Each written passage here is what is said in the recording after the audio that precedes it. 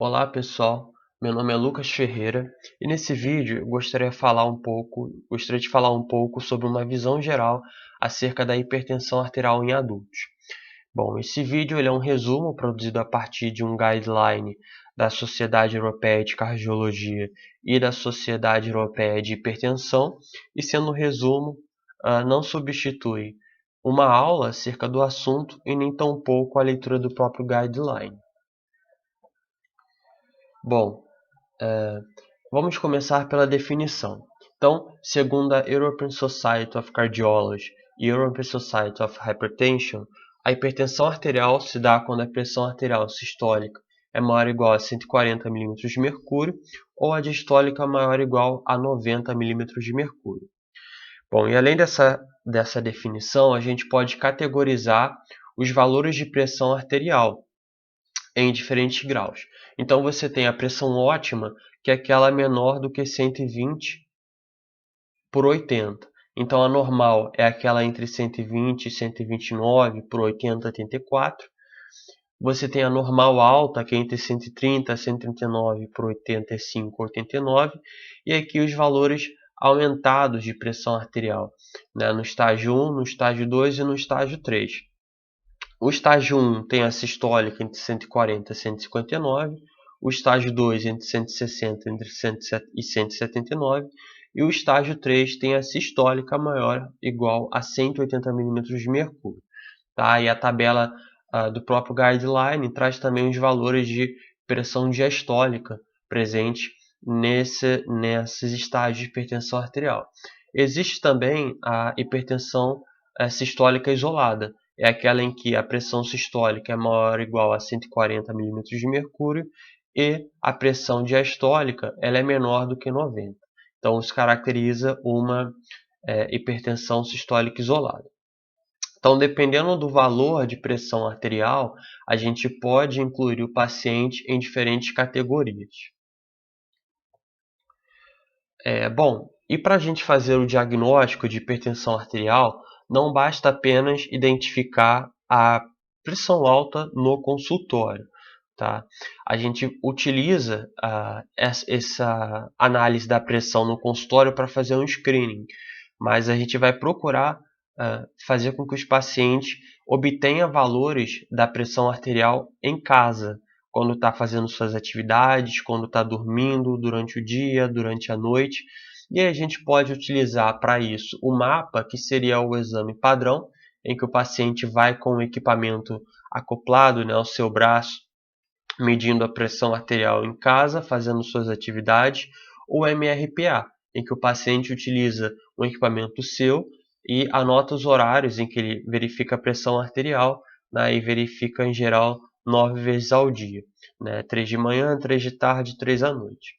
E a gente vai então associar as medidas do consultório, obtidas no consultório, com as medidas obtidas pelo mapa, que é o monitoramento ambulatorial da pressão arterial, ou MRPA, que é o monitoramento residencial da pressão arterial. Bom, feito isso, como é que a gente vai fazer então esse screening? Como é que a gente vai avaliar a pressão arterial do paciente na consulta? Então, na primeira avaliação, a gente vai medir em ambos os braços. Por quê?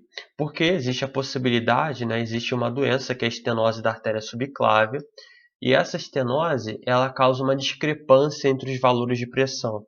Né? Quando você tem uma discrepância aí de pelo menos 15 milímetros de mercúrio, né, ou seja, uma diferença de 15 milímetros medindo do braço direito no braço esquerdo, você tem uma possibilidade alta de que exista uma estenose da artéria subclávia, né, uma dessas artérias cujos ramos chegam até o braço, antebraço.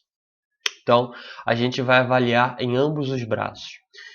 E também, especialmente na primeira avaliação, a gente vai verificar se não existe ali uma possibilidade de hipotensão postural, ou seja, aquele paciente que deitado tem um certo valor de pressão, mas que quando ele está em pé existe uma queda de 20 milímetros de mercúrio. Né? Então, a hipotensão postural ela é comum em pacientes com mais de 65 anos, né? Especialmente naqueles pacientes que utilizam antihipertensivo, que utilizam vários antihipertensivos, eles podem ter hipotensão postural, e também nos pacientes que têm diabetes mellitus, especialmente quando existe desautonomia, e também os pacientes que relatam fraqueza, que tem muita queda de própria altura, então eles podem ter ali a hipotensão postural. A gente precisa avaliar isso na nossa primeira avaliação. Então, como eu falei, o mapa ele é o método padrão ouro, né, para a gente identificar a pressão arterial cronicamente elevada, e ele vai verificar de 15 a 20 minutos durante o dia e de 30 a 60 minutos durante a noite. 30 ou 60 minutos durante a noite. E ele vai nos dar o valor mais aproximado ali do real, tá? Então, uma vez identificando a pressão arterial alta nos pacientes, a gente vai procurar então solicitar o monitoramento ambulatorial. Aqui a gente tem então um, um breve resumo, né, um esquema sobre como abordar esses pacientes. Então, quando a pressão está no nível considerado ótimo, a gente repete a avaliação pelo menos a cada 5 anos. Quando a pressão está normal, entre 120 e 129 de sistólica, a gente vai repetir a cada 3 anos. Aquele normal alto, né, a gente precisa avaliar também, e a gente vai considerar que quando o paciente está com esse nível normal alto, ele pode estar com hipertensão mascarada, ou seja, é aquele paciente que no consultório tem a pressão normal, mas que em casa a gente encontra valores aumentados da pressão desse paciente. Então nos pacientes com pressão normal alta, a gente vai solicitar o MAPA ou o MRPA, né, que é o Out of Office, a medida, né, fora do consultório, tá? E também vai repetir essa análise anualmente. Tá? E nos pacientes que a gente identifica a hipertensão arterial, ou seja, a gente viu no consultório que a pressão está maior do que 140 por 90 milímetros de mercúrio, isso, claro, depois que o paciente já relaxou, perguntando se ele não fumou há 30 minutos antes, ou se tomou café, ou se ele veio correndo de bicicleta para não perder a consulta, etc, etc. Uma vez identificada essa pressão, tomados esses cuidados, a gente vai utilizar outras formas para chegar a um diagnóstico mais preciso. Então a gente vai repetir, ao longo das próximas visitas, a gente vai repetir as medidas de pressão arterial, né, porque pode ser que só naquele dia o paciente estava estressado e aí estava com a pressão mais alta. Então a gente vai repetir isso nas próximas consultas, e a gente vai fazer também as medidas fora de consultório, através do mapa, principalmente, mas na possibilidade também através do MRPA. E aí, a gente vai então, uma vez identificada a hipertensão arterial no consultório, a gente vai procurar ver se isso se confirma em próximas visitas e também em casa. Bom, e aqui a gente tem uma tabelinha também, feita pelo Guideline, em que a gente consegue classificar os pacientes de acordo com o nível pressórico e a presença de fatores de risco, né, quanto a comorbidades, né, e fatores de risco. No caso, uma média aqui para mulheres de meia idade, né, e a classificação dos estágios desses pacientes, né? Então, dependendo do nível de pressão desses pacientes e da presença de fatores de risco, né, eles podem ter diferentes riscos de cardiovascular, né, e também de lesão de órgão-alvo. Então, por isso é importante a gente confirmar essa pressão arterial elevada. Caso esteja elevada, a gente precisa confirmar em casa e ver qual vai ser o valor médio obtido nesses exames.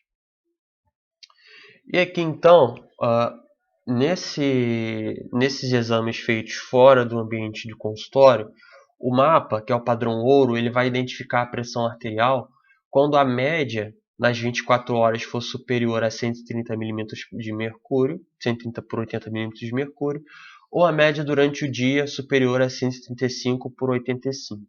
Então, aqui, olha só, durante o dia, se a pressão estiver acima de 135 por 85, a gente tem um diagnóstico de hipertensão arterial. Durante a noite a pressão normalmente fica mais baixa, então para ter esse diagnóstico a gente precisaria identificar acima de 120 por 70 durante a noite. E se a gente for utilizar a média durante as 24 horas, superior a 130 por 80 milímetros de mercúrio. Então, além do diagnóstico, né, o, o, o mapa ele tem algumas utilidades. Né? Então, ele pode ser utilizado para avaliar a hipertensão do jaleco branco, que é aquela hipertensão que o paciente ele tem durante a consulta, mas não tem em casa. Então, é um paciente que em casa ele não preenche critérios para o diagnóstico de hipertensão arterial. Então, a gente vai identificar a pressão alta no consultório e solicitar que esse paciente realize um mapa. E aí, no mapa, se os valores estiverem normais, a gente está diante de um caso de hipertensão de jaleco branco. Mas, como eu já falei, tem a possibilidade da hipertensão mascarada, que é aquele paciente que ele tem a pressão normal no consultório, mas que em casa ele preenche critérios para hipertensão arterial. Então, a gente utiliza o mapa para saber se o nosso paciente tem hipertensão de jaleco branco ou talvez hipertensão mascarada. Também utilizamos o mapa para determinar a resposta à terapia. Então, naqueles pacientes que nós utilizamos os antihipertensivos, por exemplo, as mudanças de estilo de vida, a gente pode utilizar o mapa para saber como está a eficácia desse nosso tratamento.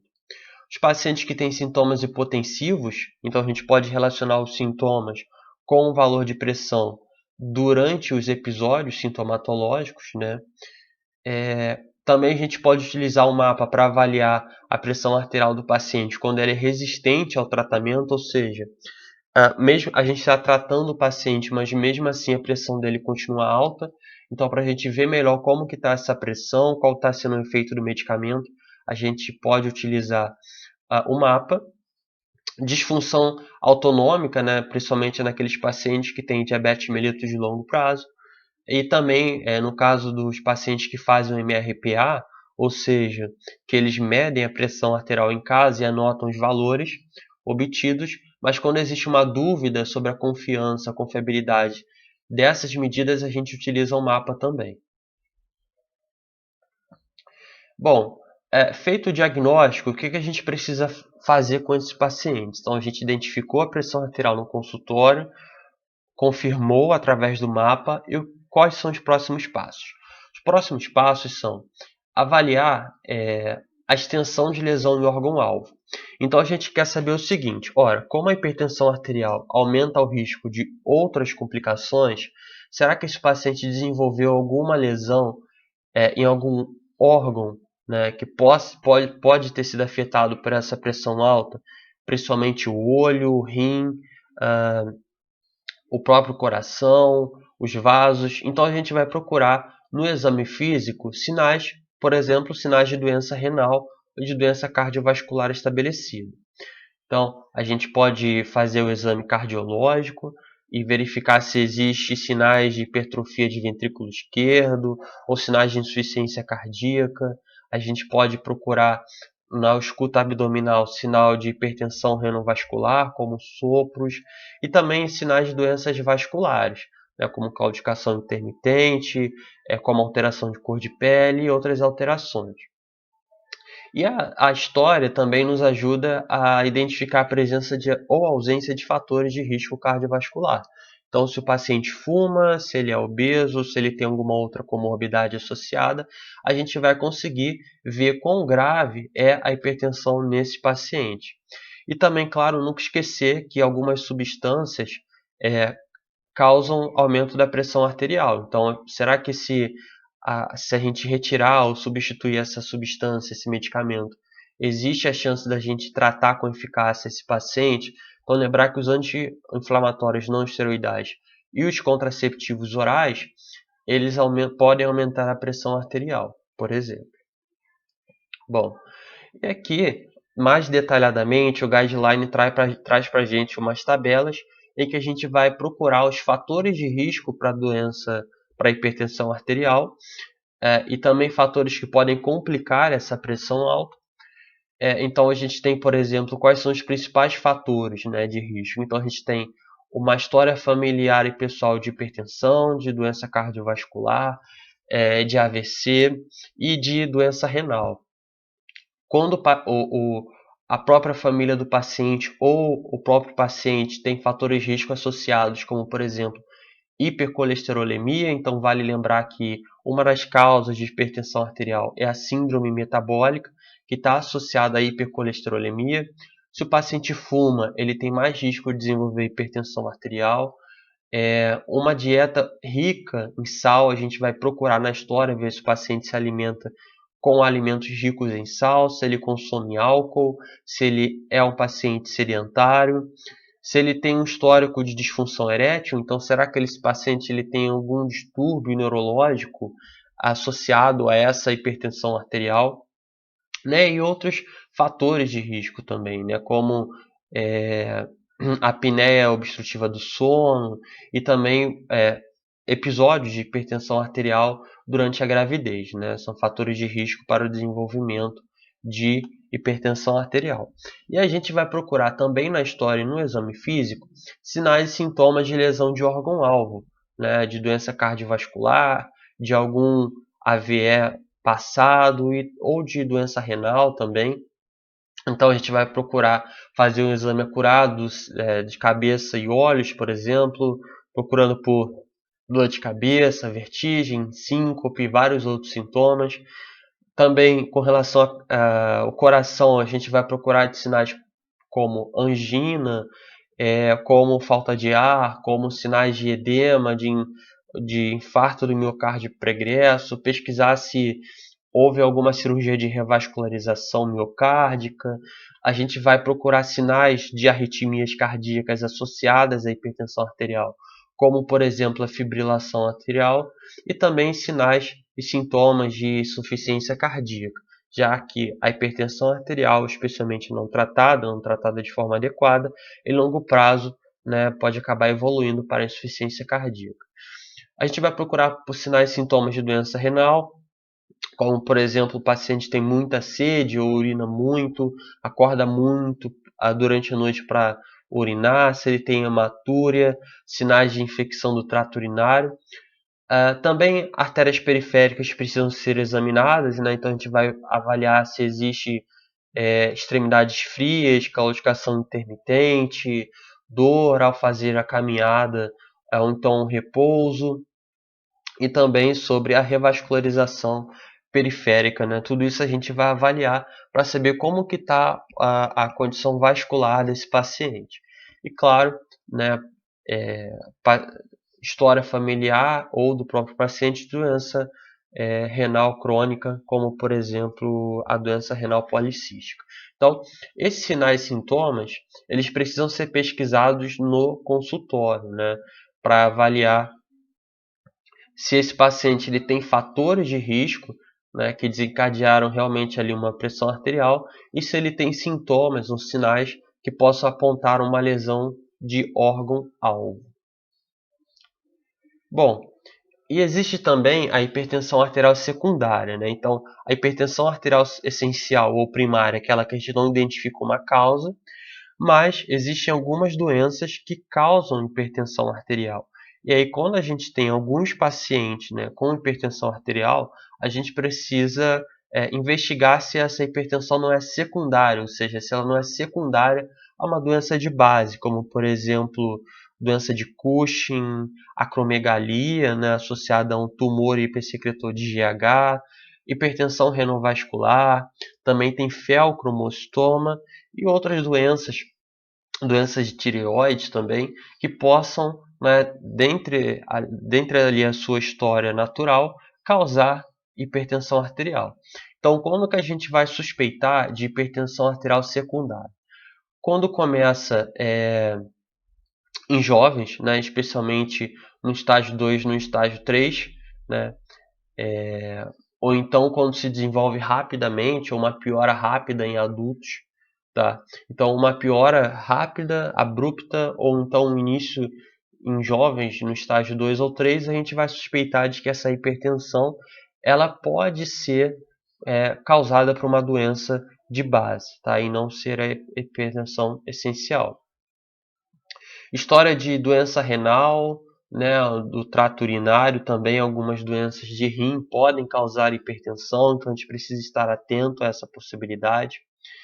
Uso de substâncias, algumas substâncias como os corticosteroides, da síndrome de Cushing, né, os vasoconstrictores nasais, que são agonistas alfa-1, quimioterapia e outras substâncias também. A gente precisa perguntar sobre todos os medicamentos, tratamentos que o paciente utiliza, para saber se a hipertensão não está sendo secundária a um desses tratamentos.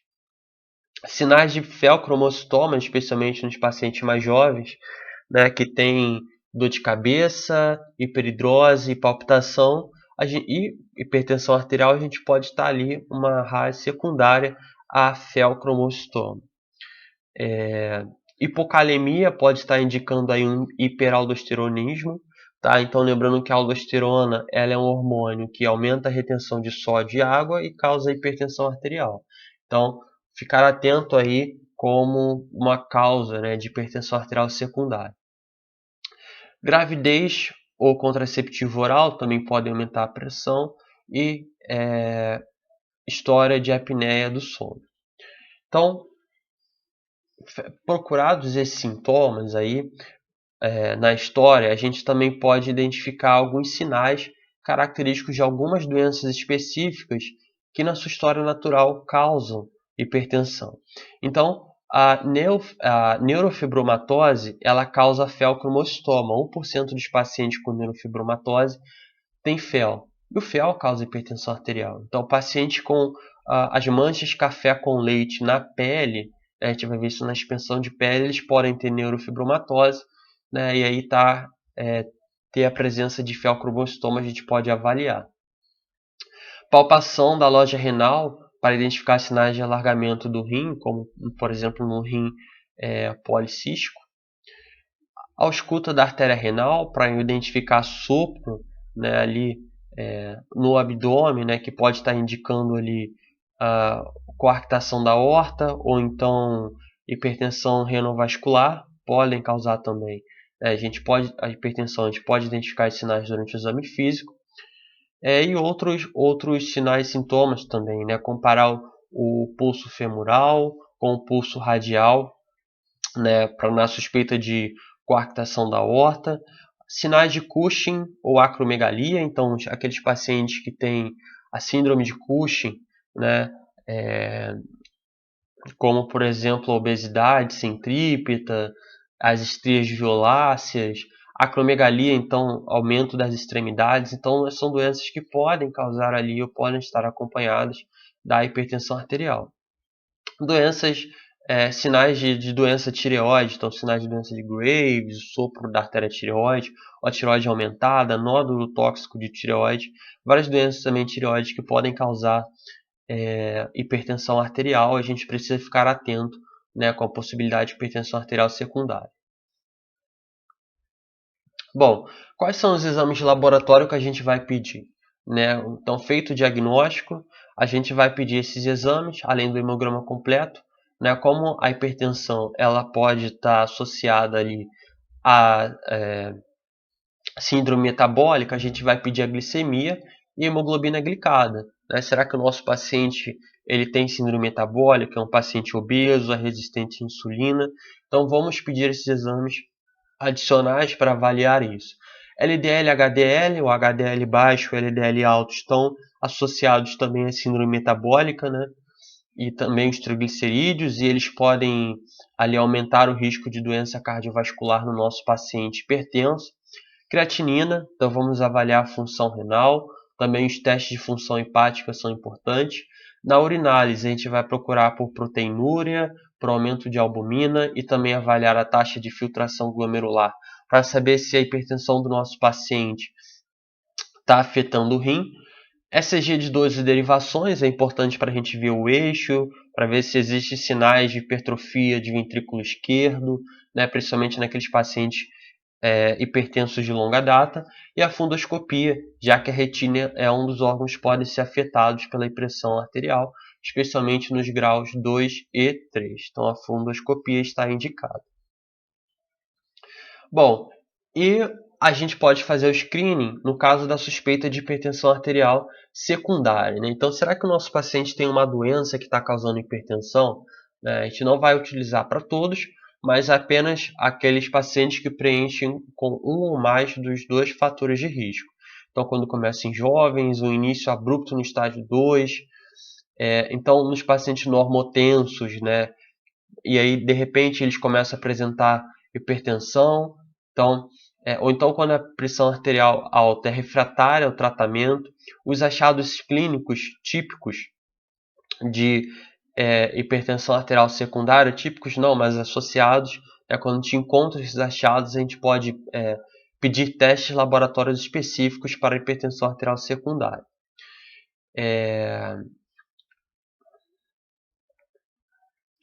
Bom, e aqui você tem aqui alguns outros exames, né, que podem ser indicados para a gente avaliar lesão de órgão-alvo. Então, ecocardiograma com mais acurácia pode identificar ali disfunções de VE, né, insuficiência cardíaca, ultrassom de artéria carótida, para a gente ver se esse paciente não está com risco de desenvolver um AVE, ultrassom abdominal para a gente ver como está o rim, como está a aorta e também as artérias, e outros exames podem ser indicados também. Como é que a gente vai tratar a hipertensão arterial? Então, primeiro de tudo, uma mudança no estilo de vida, né? Então, a gente vai propor uma dieta com restrição de sal, suplementação de potássio pode ser utilizada. Nos pacientes que são obesos, que têm resistência à insulina, síndrome metabólica, a gente indica ali uma perda de peso, né? Através de uma nutrição rica em vegetais, frutas, grãos integrais, peixes, carne magras e, claro, com baixo açúcar, né? Com baixa quantidade de açúcar refinado. Exercícios físicos aeróbicos podem ser indicados, lembrando que a gente precisa antes avaliar a função cardíaca desse paciente antes de propor essa abordagem com exercícios físicos. Então, primeiro a gente avalia a função cardíaca e a limitação da ingesta de álcool sempre que possível e também do hábito de fumar, né? Sempre interessante reduzir o álcool e reduzir o fumo. Então, medidas gerais de tratamento. Agora, com relação ao tratamento farmacológico, né, quando a pressão é superior a 135 por 85, medida fora do consultório, ou maior do que 130 por 80 com comorbidade, né? Então, a mudança no estilo de vida é para todos os pacientes com pressão arterial elevada e as medidas farmacológicas são para pacientes com faixas com critérios específicos. Então, quais são os principais, de forma geral, os principais fármacos utilizados? Os diuréticos tiazídicos, indapamida, hidroclorotiazida, os bloqueadores do canal de cálcio de elongação, né, de idopiridina, amlodipina, também é um fármaco possível no tratamento, IECA e BRA, né, também os dois bastante utilizados, né, o captopril e enalapril, por exemplo, no caso do IECA, e o BRA, no caso em especial a losartana, né, que é o bloqueador do receptor de angiotensina, e o IECA é o inibidor da enzima conversora de angiotensina, eles agem sobre o sistema renina-angiotensina-aldosterona. Esses pacientes podem começar o tratamento com monoterapia ou precisar de uma combinação de fármacos para esse tratamento ser eficaz, tá? Então, eu vou fazer um vídeo em que eu vou explicar melhor, detalhar melhor como o guideline sugere o tratamento, né, farmacológico dos pacientes hipertensos. Então é isso. Se você gostou desse vídeo, deixa seu like e muito obrigado por ter assistido.